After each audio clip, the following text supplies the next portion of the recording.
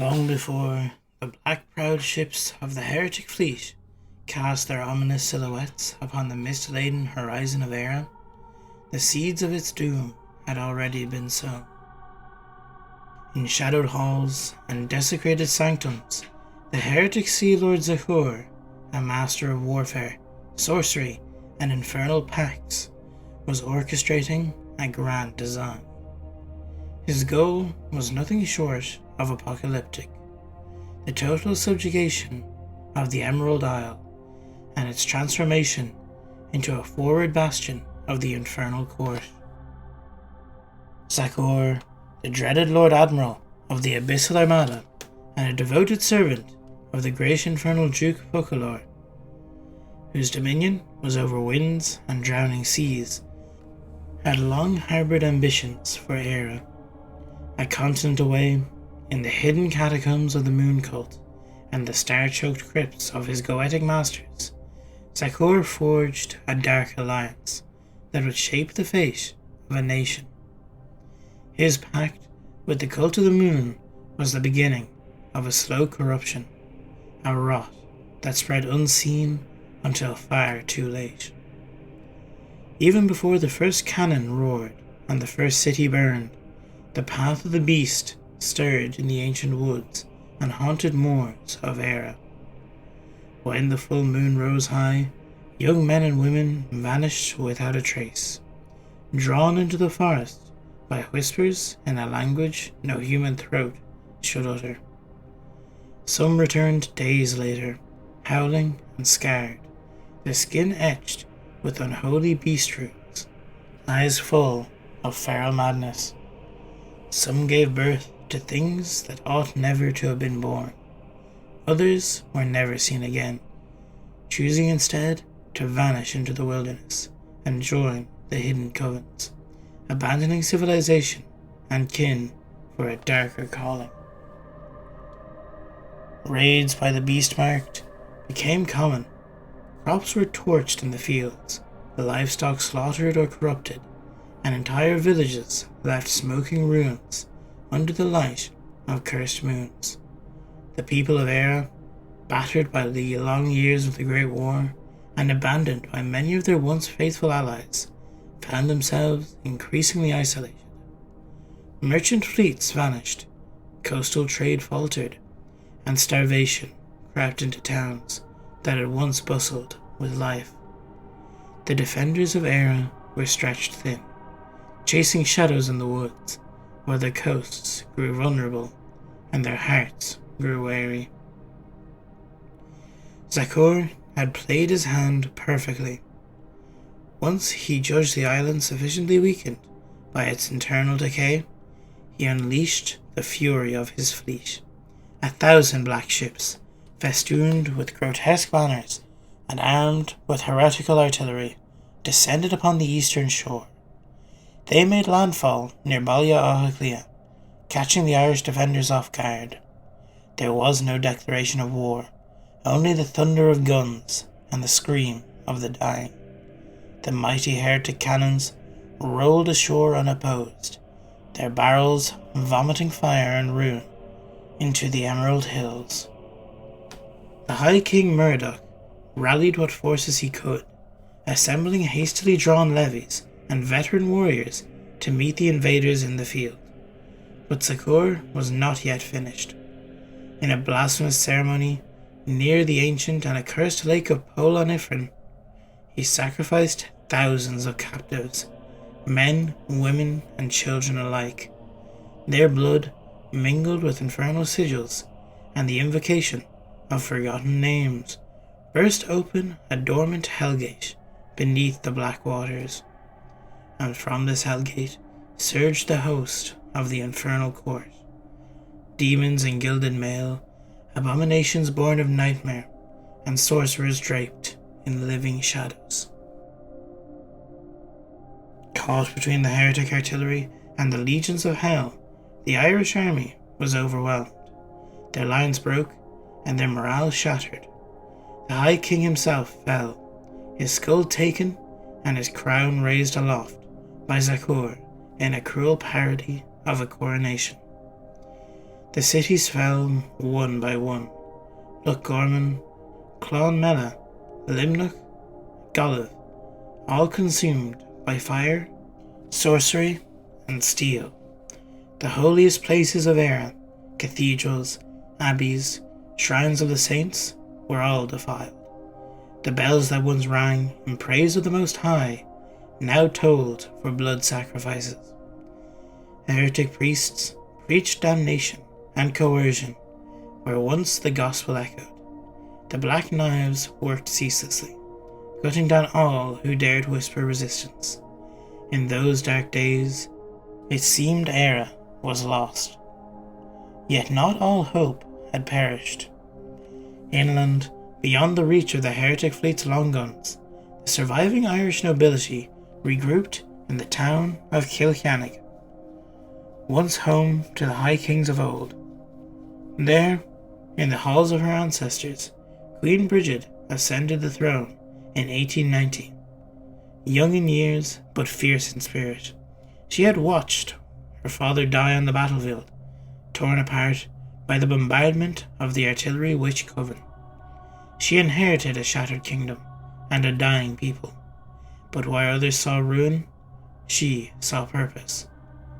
Defying her advisors and the noble court, she took as consort Donal, a low-born but brilliant tactician, whose successes in guerrilla campaigns had earned him the grudging respect of even the proudest of clan lords. Together they formed a plan, reckless perhaps, mad even, but bold enough to defy hell itself.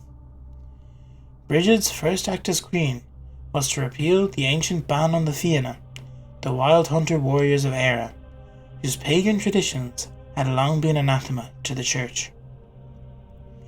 Her confessor warned her of apostasy, but the queen simply answered, "Better a living pagan than a dead saint." The Fianna returned from the forests and mountains, bringing with them songs of blood and thunder. Their berserkers and skirmishers joined the dwindling Irish ranks, giving new life to the resistance.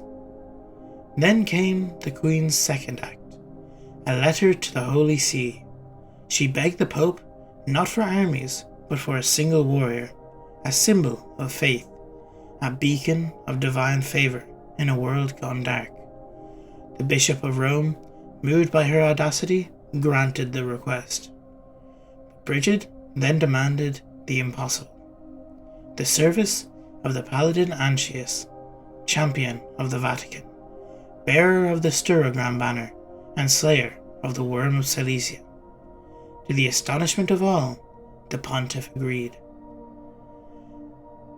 Bridget also sent out calls to many Catholic allies, such as France, Spain, and New Antioch, with New Antioch being the only one to answer the call, sending the Duke's personal bodyguards to help the fight against hell. This would be a debt not soon forgotten. Anchius departed in silence, bearing only his blade, his armour, and the hopes of a nation. His mission? The destruction of the Hellgate at Pole on Ifrin. While Irish forces harried the heretic lines and sowed confusion, Anchius fought his way into the heart of the infernal rift. Alone, he stood against the lords of hell, tearing down the gate with sword and faith. His armour was shattered, and his body broken. His right eye was lost, but he emerged victorious, and behind him the Hellgate collapsed in a roar of fire and ash. Meanwhile, Donal and the Fianna launched a final gambit. With intelligence gathered by unknown means, perhaps sorcery, perhaps treachery, they learned that Zakur, the Sea Lord himself, was aboard his flagship, the dreadnought Hymn of Obscenity. Under the cover of night, the Fianna infiltrated the heretic port. Disguised with stolen passwords and cloaked in illusion, they reached the Behemoth warship. In a last act of berserker fury, a Fianna warrior carried a barrel of blessed explosives into the heart of the ship's magazine. The explosion sank the him and half of the heretic fleet with it, Zakur himself dying in the inferno. His body never recovered. The death of Zakur and the collapse of the Hellgate broke the heretic advance. The invaders were leaderless, their reinforcements cut off, and their morale shattered.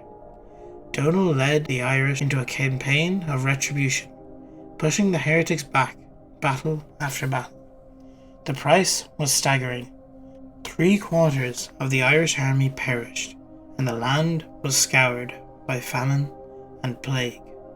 But the will of the people held firm. By the time the last heretic ship burned in the harbour of Balliol Haclia, half of Éire's population was dead. Countless others had fled overseas to France, Alba, or England. Many captured by the heretic navy and condemned to slavery or sacrifice.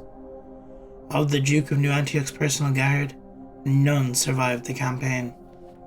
In gratitude, the Irish now send their finest skirmishers to fight alongside New Antioch's legions to this day. The war for Éire left scars that never fully healed. The forests, once sacred, now howl with the remnants of the beast. Roads wind past ruined abbeys and blood-stained fields. Children grow up knowing their land was nearly consumed by hell, and yet Éire endured. Brigid ruled long and well, and Donald's tactics became legend. Anchius is remembered not as a man, but as a saint in bronze. To the faithful across the world, the invasion of Éire serves as both a warning and a testament. A warning of how thin the veil is between order and oblivion, between peace and perdition, and a testament to the courage of those who refused to surrender, even when all hope seemed lost.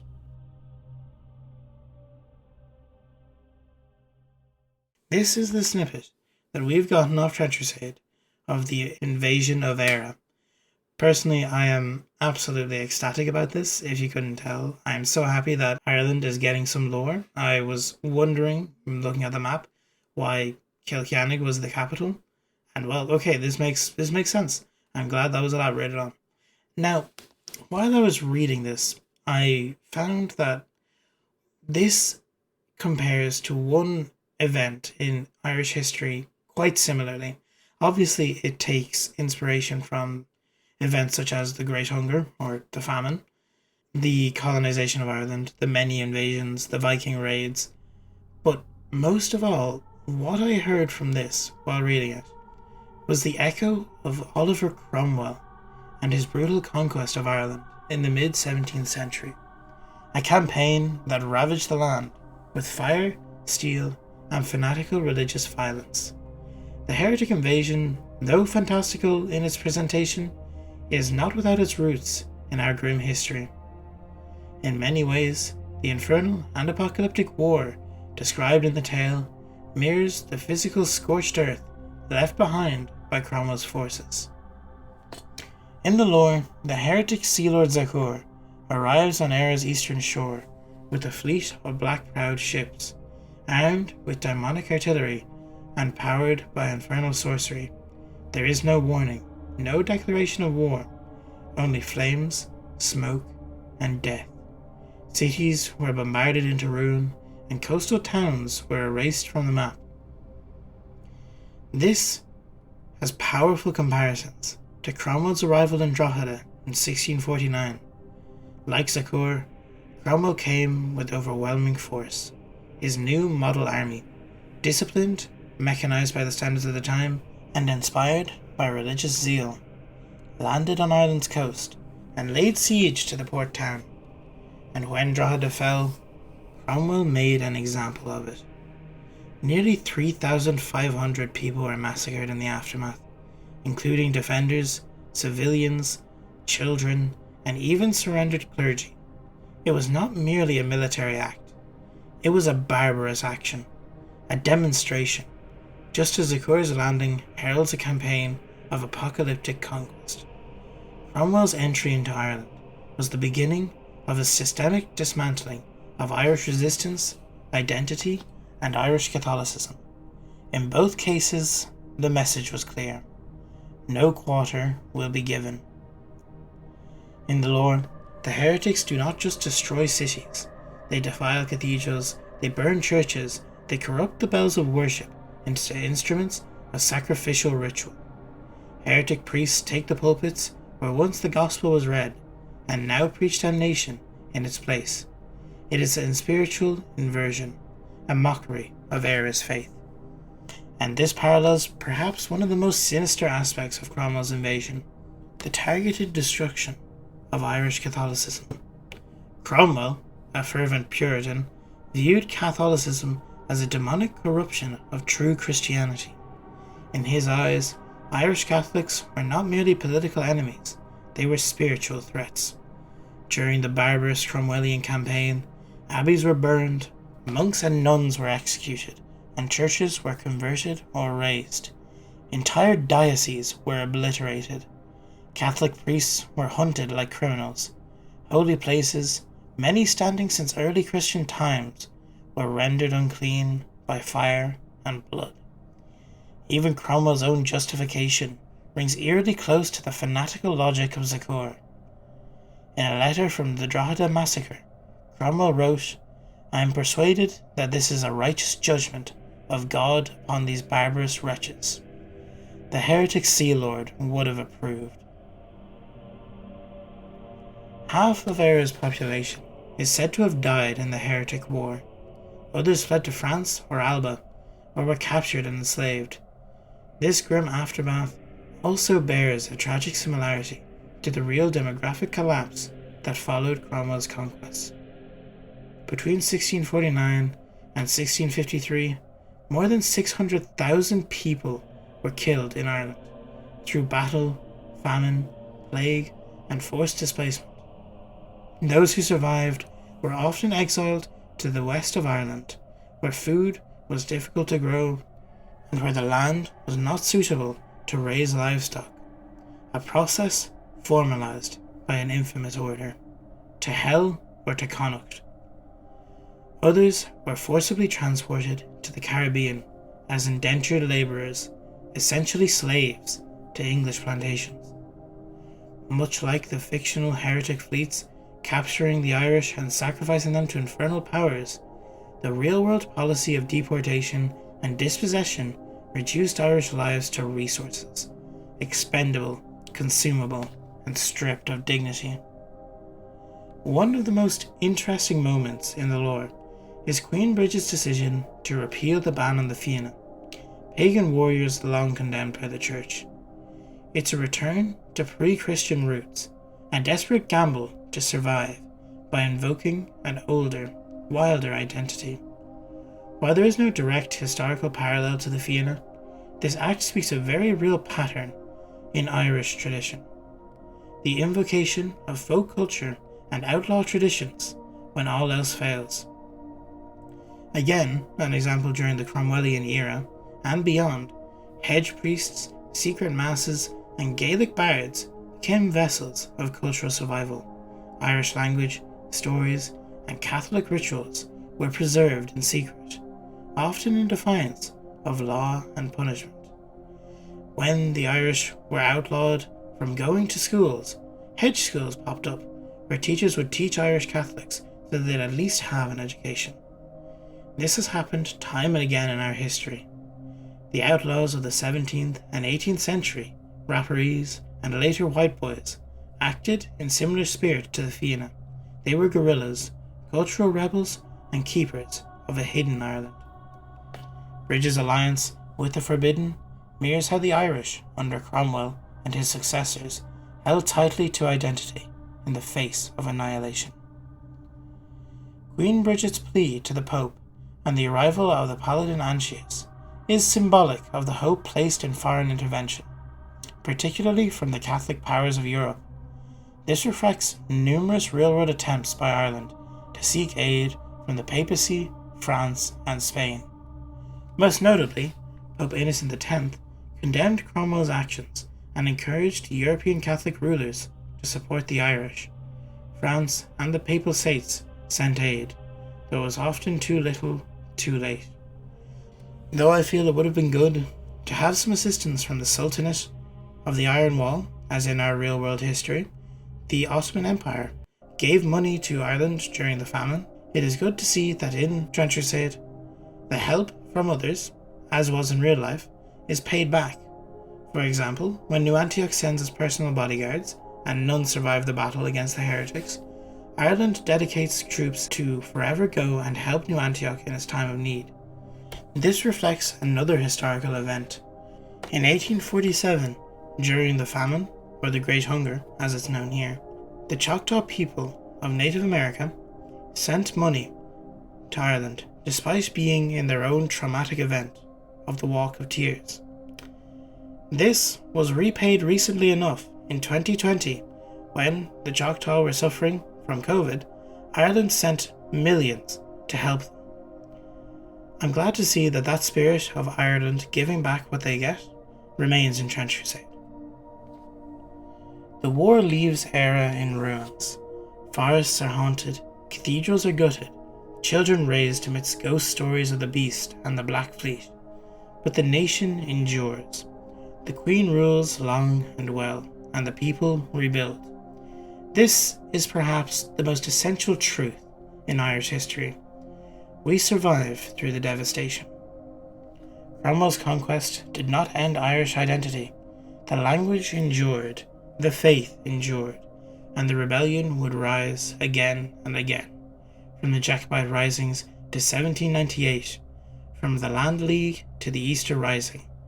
Just as Éire, in the tale, sends warriors to aid others, real Irish exiles became soldiers, poets, and revolutionaries across the world. The lore may be fiction, sea lords and infernal pacts, cursed moons and demon legions, but these are tools of dark fantasy. But the themes at its heart are drawn from our history. The brutal conquest, the spiritual resistance, cultural defiance, and the indestructibility of a people's soul. In the tale of Zakor, we see the shadow of Oliver Cromwell, cold and merciless.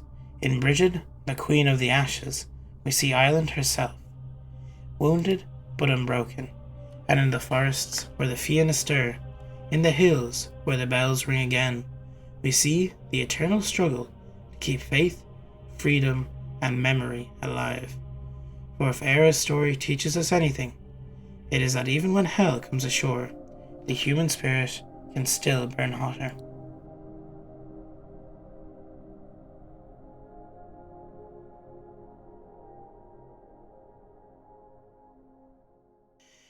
Okay, so I am obviously absolutely just so happy with this lore drop. It's great. Reading this, I genuinely couldn't be happier with it. It uses so much real world history and mythology with, how similar it is to Oliver Cromwell's invasion, as I was saying, with the references to the famine, with the references to, well, I guess, would you call them references of us helping those who help us, of getting aid from foreign powers and paying it back.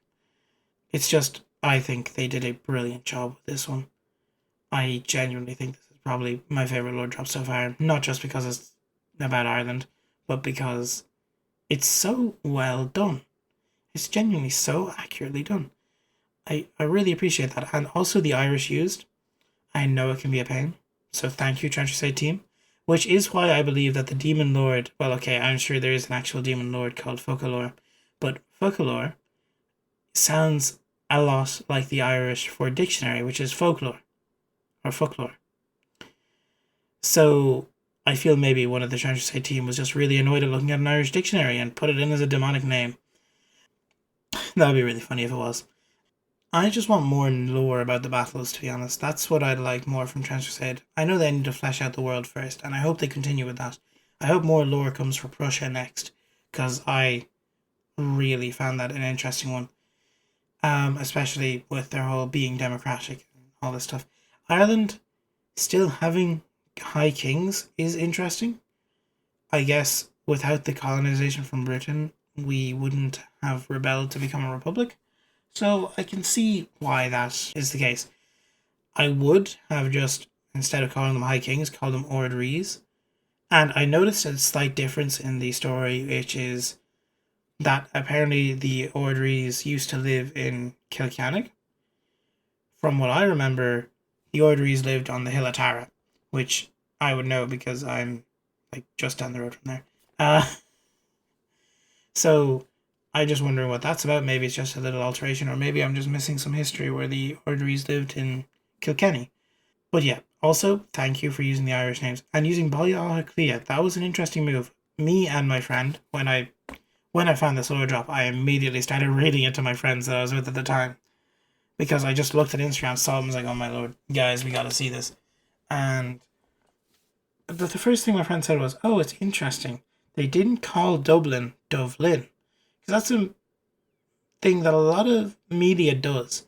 Dublin is the Viking name for Dublin, whereas Baile Clia is the Irish name. Well, they were two different settlements. Dublin is now inner city Dublin, and Baile Clia was another town at the time of the Viking raids that was actually Irish. Because the Vikings established Dublin, and they sort of grew into each other and combined. Nowadays, the Irish for Dublin is Baile Clia. So, well done on doing your history and keeping that name. I am curious as to where the timeline changed exactly, because we still seem to be a warrior culture, with the Fianna still being a thing in this world. The Fianna ended a long, long time ago, way before Viking raids, way before any of that. Before the Ordrees, well, during the time of the Ordrees, but long longer ago.